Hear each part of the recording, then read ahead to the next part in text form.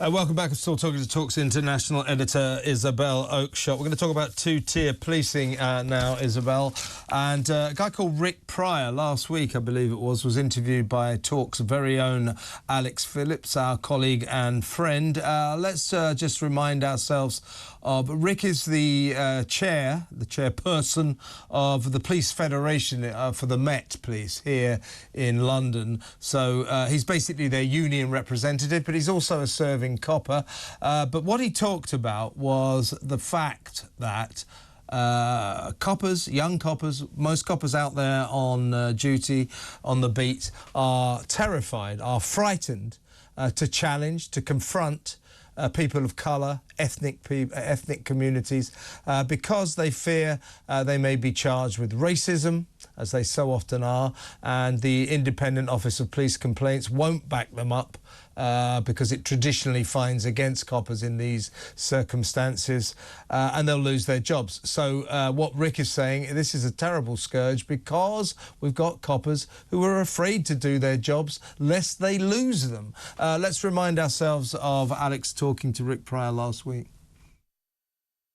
Police officers, be it on or off duty, are wary and worried about engaging and dealing with various members of particular communities, be it the black community or others, for fear of getting in trouble.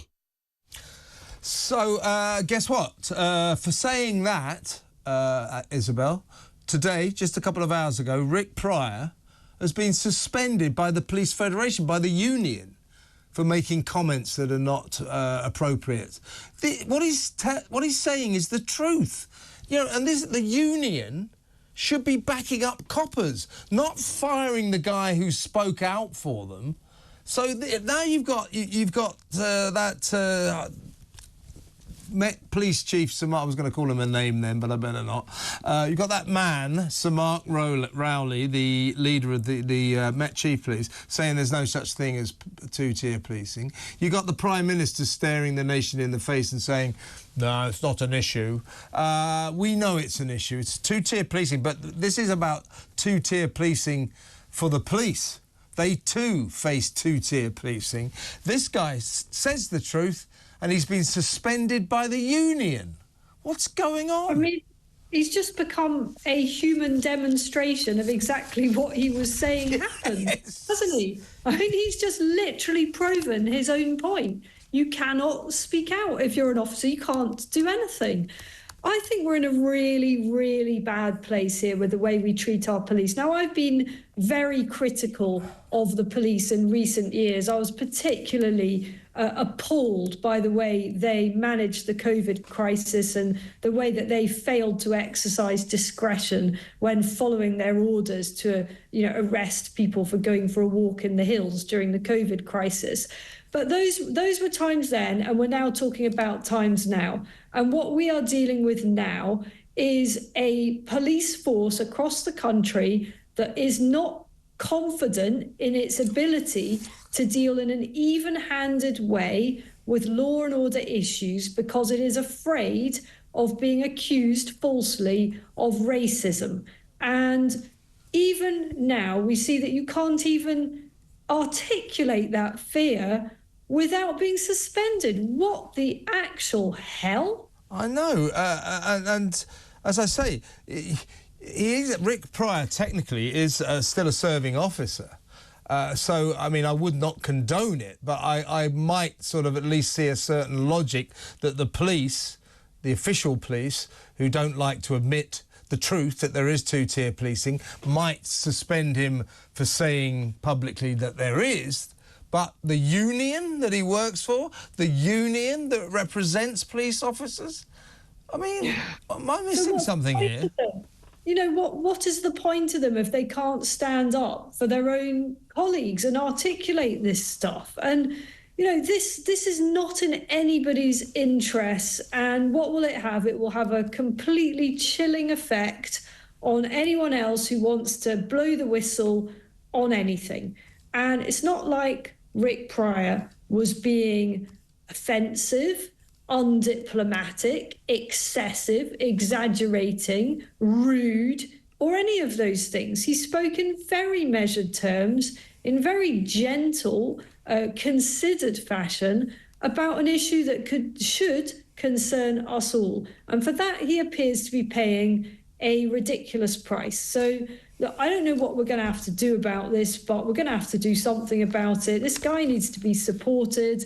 I hope that whoever is in charge of that asinine decision quickly reverse ferrets and puts him back where he needs to be in a job which he seems to be doing very well as far as standing up for his colleagues is concerned.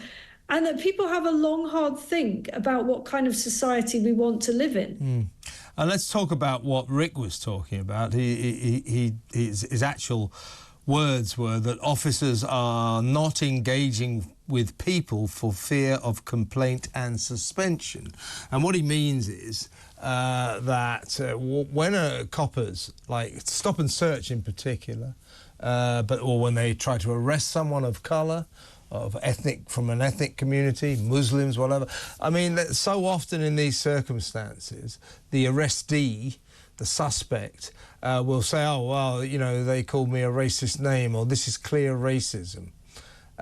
In other words, every time they arrest someone of colour or someone from an ethnic origin, coppers fear this will end up with the Independent Office of Police Complaints, and every single time the IOPC seems to find against the coppers. They love to find in favour of racist coppers. And we found out only last week,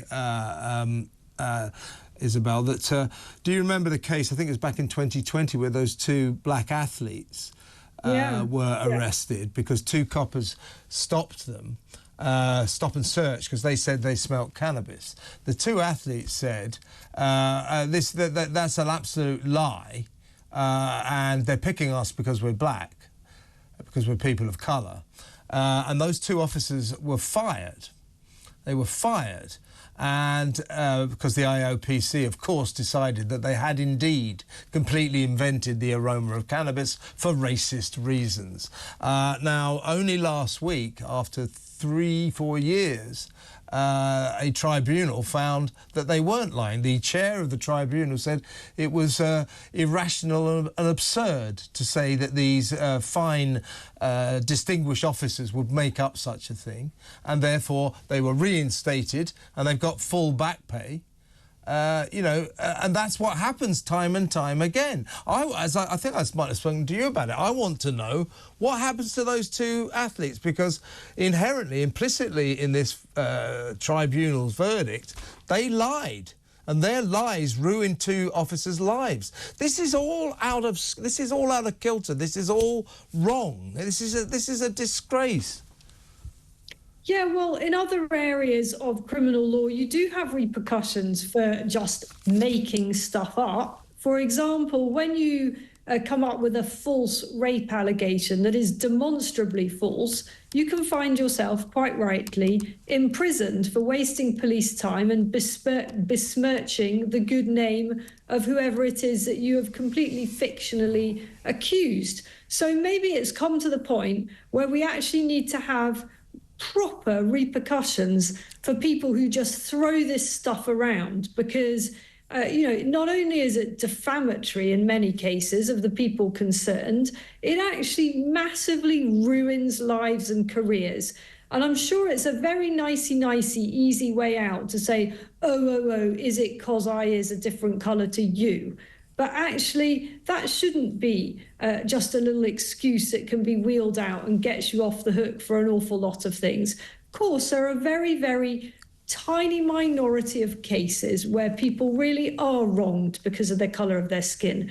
But Britain is not a country full of raging racists. And certainly the police, many, many years ago, perhaps there were more than a few bad uns. But these days, I think there's only a vanishingly small number of police officers who truly are that way inclined in their opinions. And it is time that people from that demographic and those demographics stop being able to get away was just throwing this sort of accusation around. Yeah, I think it's funny enough. I think there are parallels between what we were just talking about you know, like this kind of cliche, this caricature that all bosses are evil, all landlords are evil. I'm afraid we have another stereotype, another caricature believed by far too many people, that all coppers are racists. I think coppers are like the rest of British society. An extremely small number of them may be a little bit that way inclined, but it's infinitesimal. You know, most coppers are decent people trying to do a good job, and they shouldn't be treated like this. And Rick Pryor, the Police Federation, should hang its head in shame and reinstate this guy. He's talking on behalf of police officers. That's what the Police Federation is supposed to do. And he's telling a truth. It's true. It's true that there is two-tier policing, and police officers suffer from it too. We can tell that here. This is, as I say, Isabel, stop the madness. And guess what we're going to talk about next? It's another mad story, so stick around.